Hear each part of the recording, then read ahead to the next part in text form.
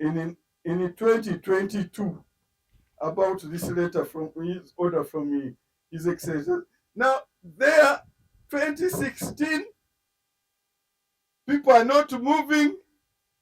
Two investors are being brought to knock each other's head by the same authority. The president directs immediately renew. Nothing is done. Two investors.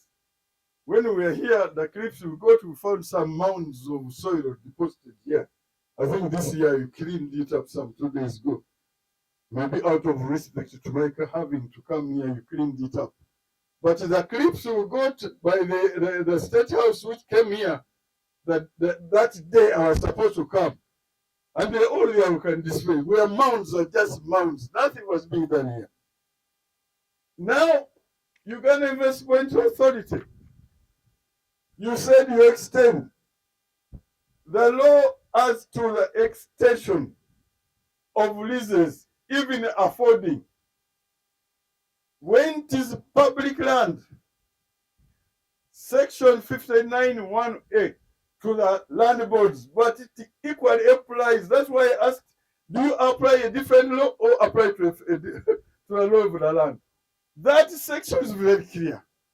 When land is already owned by another person or authority, is not available to extension to another person. Action is void. And the commissioner of land registration, whether the land is extended by whoever, investment authority, Uganda Land Commission, the controller of land registration, the commissioner of land registration, Section 91 of the Land Act, it authorizes him to cancel that any such a transaction which has been carried out contrary to Section 59(1)(a), that is, you have given me away land which is already owned by another person or authority. So, whatever other title you gave away is of no consequence, because Section 59(1) as amended clearly states that that transaction is void. Why is it void? You would say that it is because, when the lease expires, then that lease, land reverts. This is the law of the land I'm talking. Now, this is in particular to District Land Board, but as I say, it's the law of the land, and it extends to Uganda Land Commission and to any other statutory body given authority to extend leases. It said, shall not automatically re-enter leases land. Uganda Investment Authority, you are not allowed by law to automatically re-enter and give that law to another person. Renewal and extension of leases on initial or full term for all citizens shall be automatic. So the renewal is automatic. So if this company is not Ugandan, then 4.3 applies. In case of leases owned by non-citizens, they shall, when you use the word shall in law, it means mandatory. They shall be eligible to be renewed.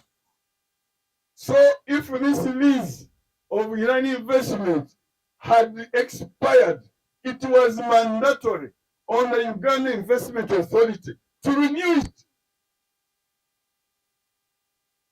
That mandatory section of the law, you add the directive of His Excellency the President,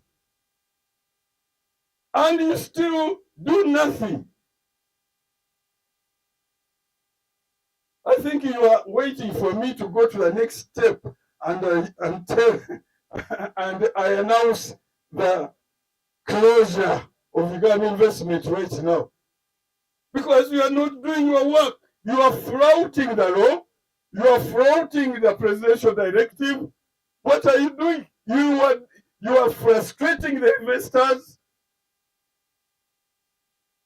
Do you now, after you, who Soba, is it Soba, who is employing Uganda Investment Authority? Who are they here for? They even flout Article 99. President, who has the sole executive authority in this country,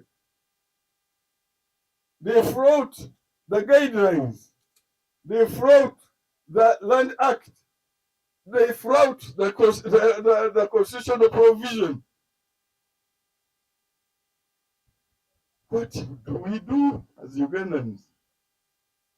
Be badly handled. And I want to sympathize with those Soba, it's called Soba, Saba, because they also investors.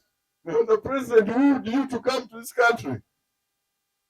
But the law must follow. The law must take its course. And the law is clear.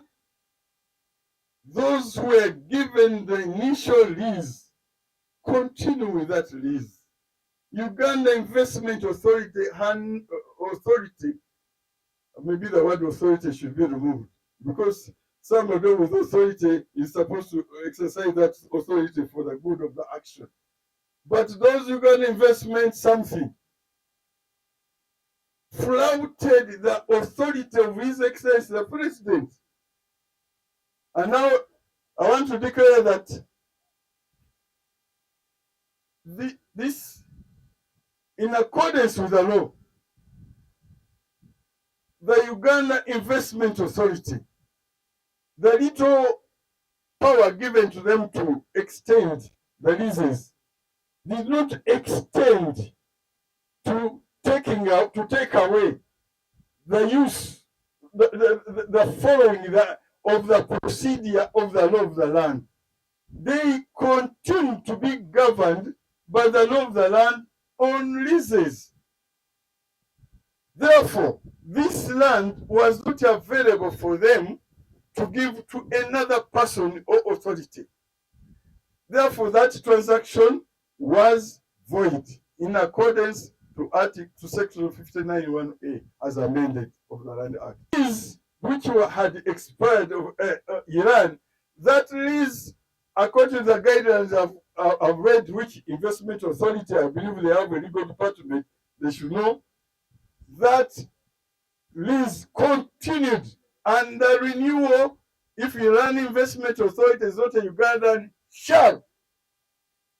So it was mandatory for them to renew it. Therefore, I direct, as directed by His Excellency, I'm just repeating the directive of His Excellency the President of this date, which I've given, that in Uganda investment something, I don't know whether it's an authority, immediately engage in the process to renew or to extend this lease. It's not a courtesy, it's not a favor, it's a question of law. It's a question of obeying the Constitution, it's a question of obeying the law, it's a question of obeying the guidelines, it is a question of obeying the presidential authority and directive. I further direct